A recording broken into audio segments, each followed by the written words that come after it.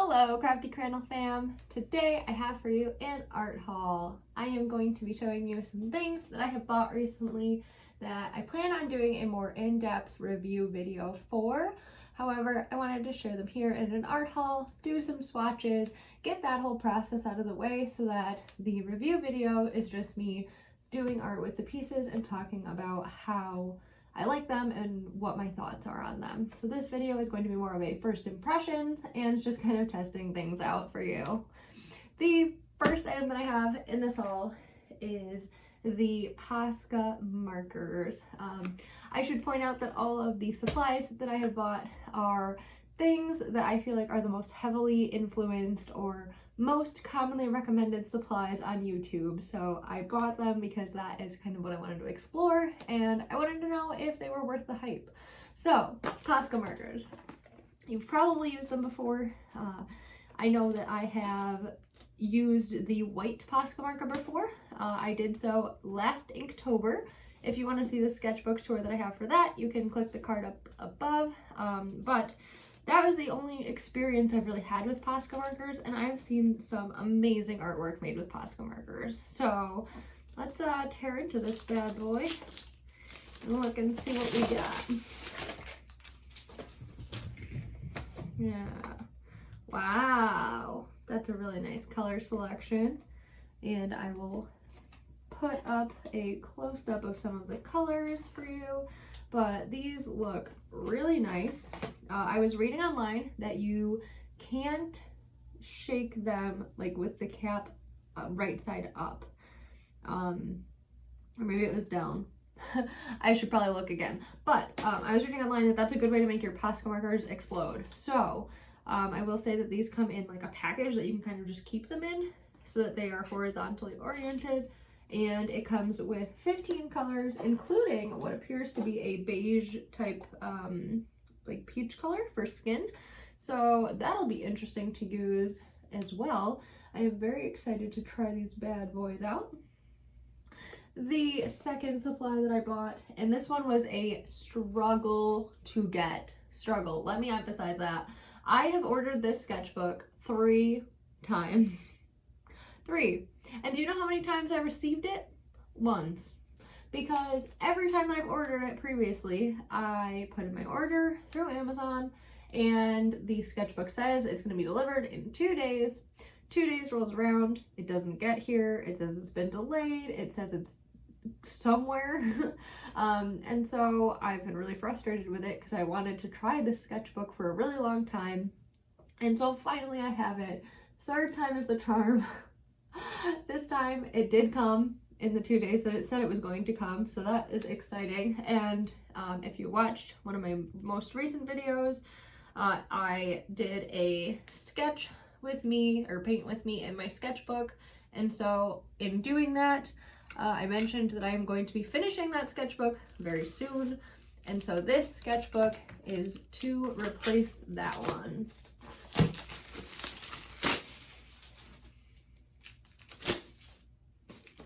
Comes very nicely packaged here, and it is the 8x8 square version of this sketchbook. It is a mixed media sketchbook, so it doesn't have watercolor paper or anything of that nature.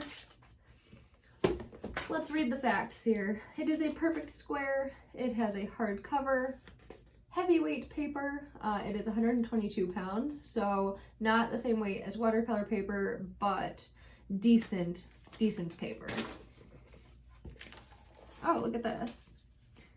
I get a thank you, save $3. Oh, look, and it's got a little comic there. That's cute.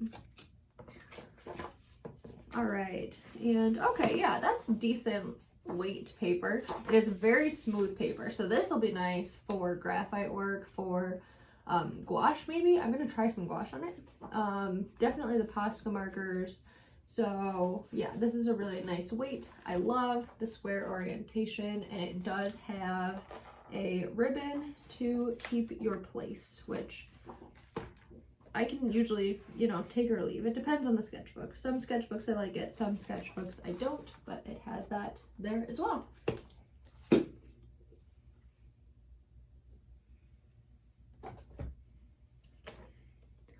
And the final item that I have here, I'm going to hold it up, but then I will cut away to some more detailed shots of it, is the Himi gouache, the jelly gouaches. So these are everywhere.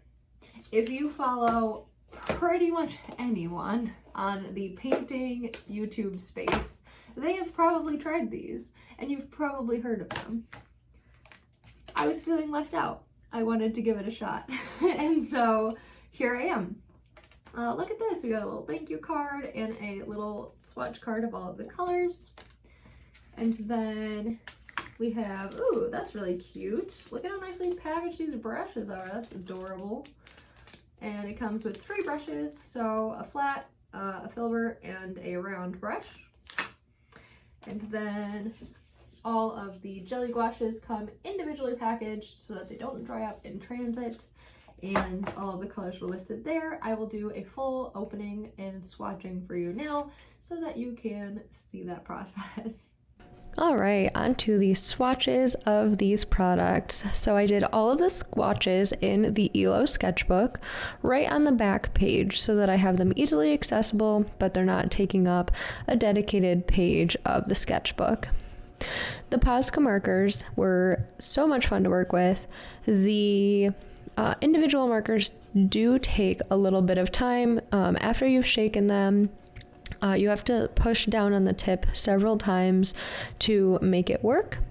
I've cut most of that out for you, but I did leave one at the end of the black marker so that you could see how long that process took for each individual marker. Overall, these are super opaque, very smooth. Once you get the paint flowing, they don't skip, they're very smooth to use, and they lay down beautifully.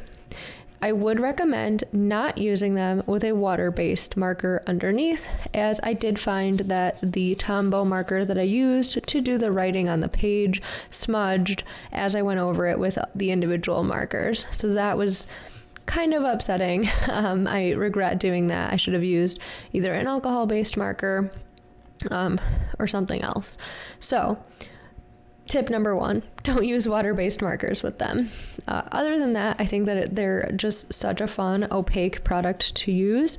I do plan on, like I said, doing a full review video of them so that you can kind of get a better idea of how they work for illustration purposes, etc. But overall, I absolutely loved them. Specifically, the dark blue color was just the best. I was really impressed with how opaque and how well it laid down. To me, it looked like the best marker of all of them. It might just have been my experience with this tiny swatch, but definitely a color that I look forward to using in the future. All of the colors themselves, like, it's a really nice range. I would say that the first and second orange colors, so after the red, the first and second orange, look very similar, which you'll see in the close-up of the swatches, so just be aware of that, if that, bothers you in any way. Other than that, though, I think the rest of the colors are different enough that it makes it worth it. The neon pink color isn't a color that I see myself reaching for very frequently, but regardless, it is still nice to have. So hopefully you enjoy these swatches and it helps you just to see the Posca markers in action and gives you my first impressions. Here is the longer, more drawn out version of how long it took to get the paint out. After some vigorous shaking, I did have to pump the marker several times to make it work. I found that there was no difference in going really quick with the pumping versus like holding it for a moment or two in between. It took about the same time regardless of the technique that I used, so just be aware of that when you go to use these. I did reread the review that had mentioned that you want to shake them with the cap side up, not the cap side down, otherwise there is the potential for the marker to leak the paint out of the tip, so again, be aware of that as well. I plan on personally storing these horizontally, so hopefully I don't have a problem with like the paint seeping either from the top or from the bottom, whatever, but just a note that I do plan on storing them horizontally for use in the future so that hopefully they flow well in the future. My white markers that I have used in the past do seem to really flow well still, even though I've had them for probably around a year now, so hopefully that helps. As you can see, my coverage was a bit splotchy, and you can see where the Tombow marker bled into some of the swatches here, so just be aware of that. Moving on to the Miya Himi gouache set. First, I just unboxed the brushes, which are very nice. They are soft bristled, so they're easy to use. Like I said, there's a flat, a filbert, and a round brush. I ended up using the flat brush for the swatches, and they do not retain this white color for very long. Like, as soon as you start using them, they'll lose that. No matter how much I tried to wash the brush, it did not go back to plain white. The individual little jelly cups are actually quite rigid. That was what I was testing there, is their rigidity. I was shocked. I did not realize that they would be so rigid. So that was kind of nice. They're not gonna like squish and, you know, explode on you. They are quite rigid. Each individual one had a little bit different consistency, and most of them appeared to require some mixing. So I do plan on, once I go back and go to use these for the review video, I plan on mixing each one up very well, because it seemed like there was some separation between the binder and whatever pigments they're using for these paints. You saw on the little card that I unboxed with them that they did have light fastness ratings on them, so if that's something that you're interested in, they do come with that information, which is nice. Each individual cup has to be unwrapped on its own, which can be a little bit of a pain. Some of them were more of a pain than others, but overall it wasn't too hard of a process. I did try to smear all the excess paint from the tops onto the individual cups so that I didn't waste too much paint for the top.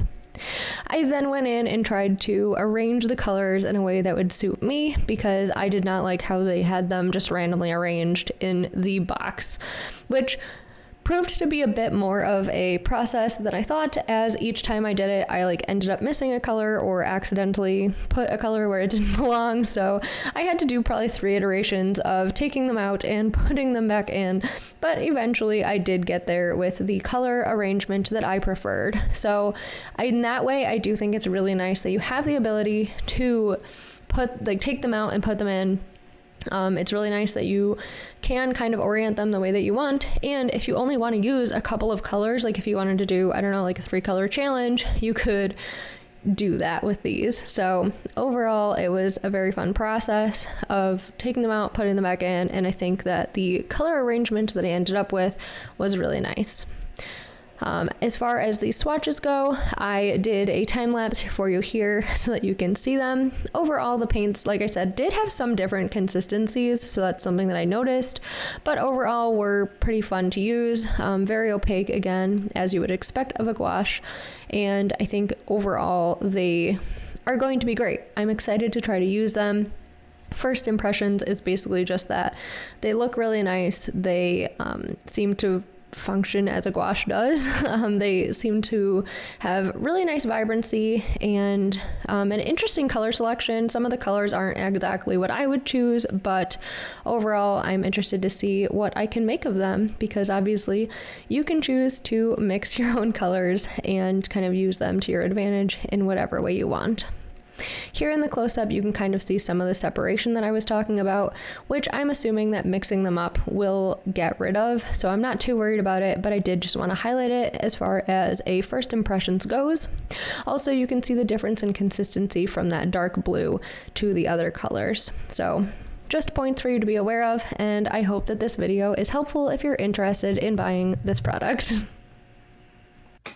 Thank you guys so much for watching. I really appreciate it. That was so much fun just opening and trying out these art supplies. I look forward to bringing you the follow-up review for these products on the most highly rated or most highly influenced most commonly suggested YouTube made me buy it art supplies. So look forward to that in the future. It'll probably take a few weeks because I do want to give them like a good try, and I am still finishing my other sketchbook, so I want to finish that sketchbook first, get that done, and then move into using the Illo Sketchbook. So that's the plan. I hope that you enjoyed this video and will possibly like it. If you liked it, subscribe to my channel if you're interested. I post new art and book related content on Tuesdays and occasionally on Fridays. Thank you guys so much. Catch you in the next one. Bye.